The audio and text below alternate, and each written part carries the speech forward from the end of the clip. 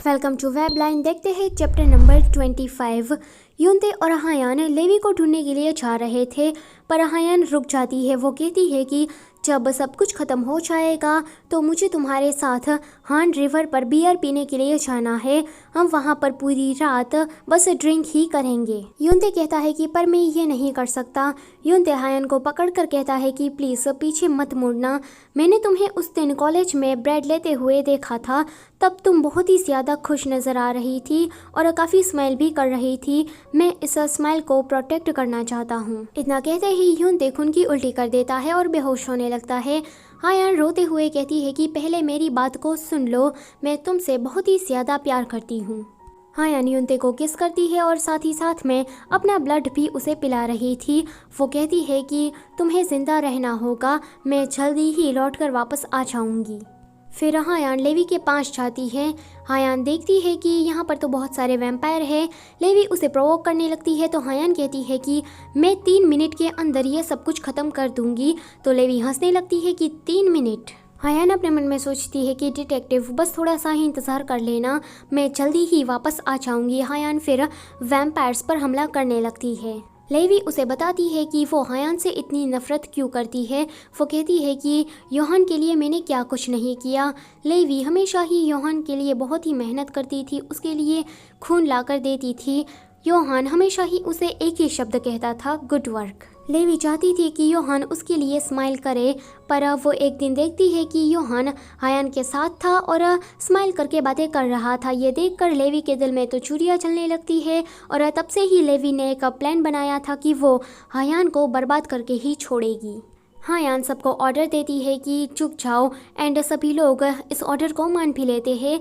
Levy कहती है कि पर मैंने तो इन लोगों को पहले से ही हिप्नोटाइज कर दिया था ना, फिर ये कैसे हुआ। पर लेवी नीचे आ जाती है और हायान के साथ लड़ने लगती है। हायान कहती है कि मुझे ऐसा तो नहीं लगता कि योहान तुमसे कोई प्यार वगैरह करता होगा। ऐसी बातों से हायान लेवी को प्रोवोक करके ये जानना चाहती थी कि योहान कहाँ पर है। पर लेवी का प्यार एक तरफा था पर सच्चा था। वो हायान को कुछ भी नहीं बता रही थी। वो दिखाती है कि मैंने इस बिल्डिंग में बॉम्ब ब्लास्ट की सारी प्लानिंग कर दी है, मेरे बटन दबाती ही ये बिल्डिंग पूरी तहस नहस हो जाएगी। हायान को यूनते की फिक्र हो रही थी। बिल्डिंग पूरी टूट जाती है। हायान रोने लगती है तो बाल वहाँ से बोलता है कि मैंने यूनते को बचा लिया है, पर तभी ही पूरी बिल्डिंग टूट जाती है। और लेवी कहती है योहान से कि मैंने हायान को मार दिया है और मैं तुम्हारे लिए उसका दिल लेकर आ रही हूँ। अचानक से ही हायान उठती है। उसे चोट तो लगी थी पर वो प्योर ब्लड थी, इसलिए बच जाती है। फिर हमें दिखाया जाता है कि हायान को बाल ने रास्ता दिखाया था। यूनते ने यह सब कुछ पहले ही बाल को बता दिया था, उसके मरने से पहले। हायान लेवी को मारती है और पूछती है कि बता दो कि योहान कहाँ पर है, पर लेवी कुछ भी नहीं बता रही थी। मारते मारते हायान लेवी को पानी में फेंक देती है तो पिछली बार की तरह योहान आज भी लेवी को बचा लेता है। फिर लेवी उसे माफ़ी मांग रही थी कि माफ़ कर देना, मैंने सब कुछ गड़बड़ कर दी, तुमने पहले ही कहा था कि मैं सॉल चली जाऊँ पर मैं नहीं गई। योहान कहता है कि मुझे पहले से ही पता था कि तुम ऐसा ही कुछ करने वाली हो, पर तुम मेरी तरह से जी नहीं सकती। लेवी कहती है कि मुझे ये पहले से ही पता था कि हायान के सामने मैं हार ही जाऊंगी, वो पक्का मुझे मार ही देगी, पर मुझे उससे लड़ना था। हायान के लिए तुमने काफ़ी बार स्माइल की है पर मेरे लिए तुमने कभी भी ये नहीं किया है। आज मैं मरने वाली हूँ तो तुम आखिरी बार मुझे अपनी स्माइल दिखाओगे। योहान लेवी की ओर देखता है। लेवी समझ जाती है कि योहान की स्माइल सिर्फ हायान के लिए ही आएगी। वो कहती है कि तुमने हमेशा ही मेरी और एक सिंपत्ति के चलते ही देखा है, कभी भी मुझे उस नज़रों से नहीं देखा है। वो इतना कहते ही वहीं पर ही मर जाती है। एक फ्लैशबैक में हमें दिखाया जाता है कि लेवी जब ब्लास्ट करने वाली थी तो उसने हायान से कहा था कि मैं जल्दी ही इस पूरी बिल्डिंग को तोड़ने वाली हूँ। यूनते अभी ग्राउंड पर है और हम लोग अभी 70वें माले पर है। लेवी बटन दबाने के लिए जा रही थी पर हायान एक के बाद एक फ्लोर तोड़ते हुए नीचे जाने लगती है। उसे यूनते की बहुत ही ज़्यादा फिक्र हो रही थी।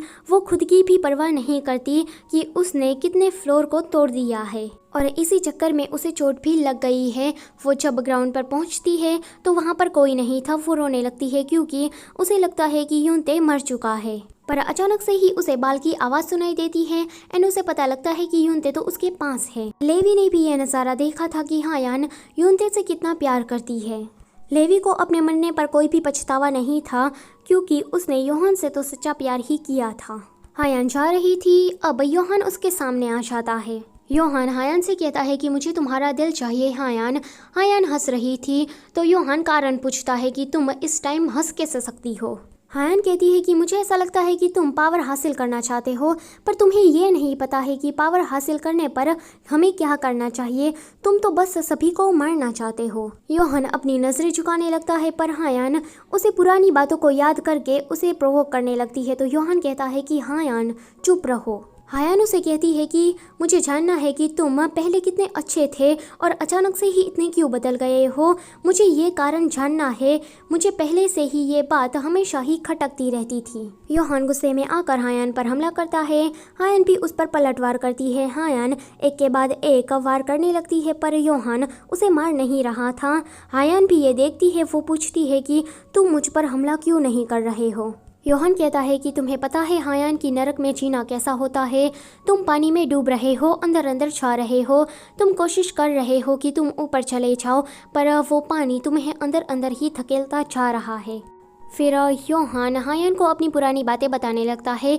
योहान की माँ का जो बॉयफ्रेंड था वो वही गुंडा था जो कि हायान के डैड के पास से चंदा मांगने के लिए आया था। योहान को वो रोज़ ही मारता था और खाना कम देता था, हमेशा ही काम करवाता रहता था। योहान देखता है कि एक बाप बेटा मज़े से जा रहे हैं। बाप बेटे का बहुत ही ज़्यादा ख्याल रख रहा है। योहान के साथ ऐसा कुछ भी नहीं होता था। वो पैसे कमा कर लाता था तो उसकी माँ खुशी खुशी वो पैसे ले लेती थी। उसकी माँ तो इतनी बुरी थी कि वो ये तक नहीं पूछती थी कि योहान तुम कैसे हो। यानी कि उसकी माँ योहान को बस एक पैसे कमाने का साधन ही समझती थी। स्कूल में भी योहान को उसकी गरीबी को लेकर उसका मजाक बनाया जाता था। उसे रोज़ बुली किया जाता था। टीचर भी योहान का मजाक बनाती थी। पर एक दिन योहान हायान को देखता है। वो कहता है कि ये लड़की इतना खुश क्यों है, हमेशा ही एक ही बुक पढ़ती रहती है, पता नहीं इसे इतनी खुशी क्यों होती है, और हमेशा ही कहती रहती है कि वो दुनिया को बचाना चाहती है वगैरह वगैरह। योहान बहुत ही दुबला पतला था, हमेशा ही चिंता में रहता था। एक दिन वो झूले पर बैठा था तो हायान उसके पास आती है। वो कहती है कि ये कैंडी खा लो, ये ना बहुत ही ज़्यादा यम्मी है, इसे खा करना तुम्हें बहुत ही अच्छा लगेगा क्योंकि ये बहुत ही ज़्यादा मीठी है। हायान की ऐसी बातों से योहान स्माइल कर देता है। उसके बाद से ही योहान और हायान का मिलना जुलना स्टार्ट हो जाता है। योहान हायान की मदद से थोड़ा अपनी ज़िंदगी में मज़े करने लगा है। वो पहले जैसा योहान नहीं रहा। उसकी सोच दुनिया के लिए बदल गई थी। वो कहता है कि सही कहा है, इस दुनिया में भगवान जैसा भी कुछ होता है। वो तो स्कूल में भी अच्छा करने लगा था। वो स्कूल में अपने क्लास में फर्स्ट आया था तो टीचर उसकी तारीफ़ करने लगती है। योहान को अभी भी बच्चे बुली कर रहे थे, पर योहान को इससे कोई फ़र्क नहीं पड़ रहा था क्योंकि हायान के साथ वो खुश रहने लगा था, तो इस चीज़ को वो ज़्यादा माइंड नहीं करता था। पर एक दिन वो बुली करने वाले बच्चे योहान के पास आते हैं। इसी के साथ ये चैप्टर होता है यहीं पर ही ख़त्म। गाइस, इसमें ना योहान की कहानी सबसे ज़्यादा दर्दनाक बताई गई है।